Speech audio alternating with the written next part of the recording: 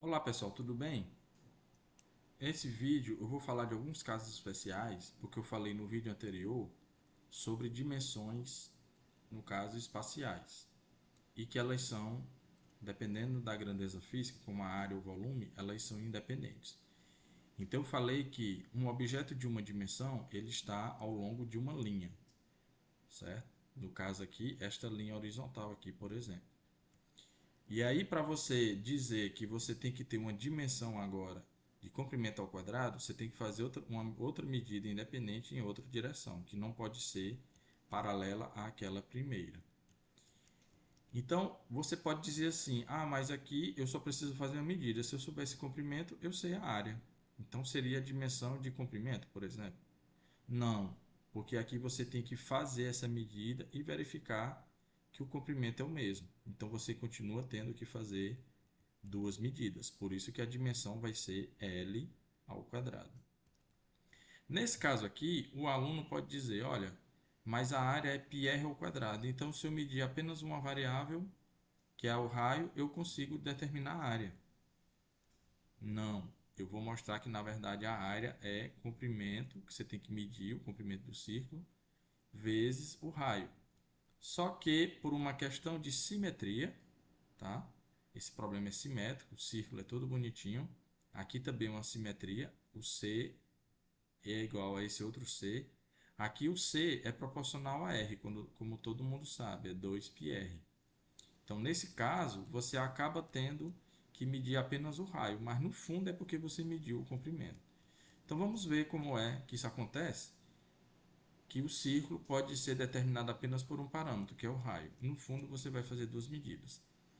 Então, observem esses dois círculos aqui, esse primeiro da esquerda, em que eu posso desenhar um quadrado aqui dentro desse círculo, certo? Quando eu desenho o quadrado desse círculo, observe que eu tenho esse triângulo aqui. Esse triângulo tem uma base e tem uma altura. E nós sabemos que a área desse triângulo é base vezes altura sobre 2. Como eu tenho quatro triângulos, vão ser 4 vezes esses triângulos. Só que observe que ainda fica uma areazinha aqui de fora, ou seja, a área desse quadrado total não é a mesma área do círculo. Porém, se eu escrever um círculo agora com 5 triângulos, o que acontece? Eu vou ter agora que a área vai ser 5 vezes base vezes altura sobre 2. Só que observe que essa área aqui, no caso de um quadrado, ela está maior do que essa área aqui quando tem um pentágono. Então, o que eu posso fazer? Eu posso aumentar esse polígono que eu coloco aqui dentro do círculo e aumento o número de lados dele, por um hexágono, um heptágono, etc. Então, observe que quando eu vou aumentando o número de lados, essa porção aqui que fica de fora, ela vai sendo cada vez menor, certo?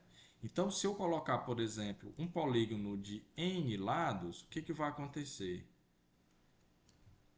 A área agora vai ser n vezes base vezes altura sobre 2, certo? Então, eu posso multiplicar n vezes b, que é n vezes b, e a altura aqui sobre 2. Só que quando esse número é muito grande, o que acontece? Aqui vai virar a altura, ela vai virar basicamente o raio. Então, por isso que eu estou substituindo aqui a altura pelo raio. E essas somas desses b's aqui, quando eu somar todo mundo aqui, esses b's, quando o número é muito grande, vai coincidir justamente com o comprimento total do círculo, que todos nós sabemos que é 2πr. Então vai cancelar esse 2 aqui e fica justamente πr ao quadrado. Ou seja, fica parecendo que eu só preciso, na prática, calcular o r, mas é porque no fundo eu calculei o comprimento aqui do círculo. E aí, devido à simetria, fica só um parâmetro, que é o r. Então, eu preciso apenas de um r, mas no fundo eu medi dois comprimentos. O comprimento do círculo e um raio. Então, para ter em duas dimensões, eu tenho que fazer duas medidas independentes. Por isso que tem esse 2 aqui, que é justamente a dimensão, que é o número de medidas independentes que eu tenho que fazer para determinar essa grandeza física.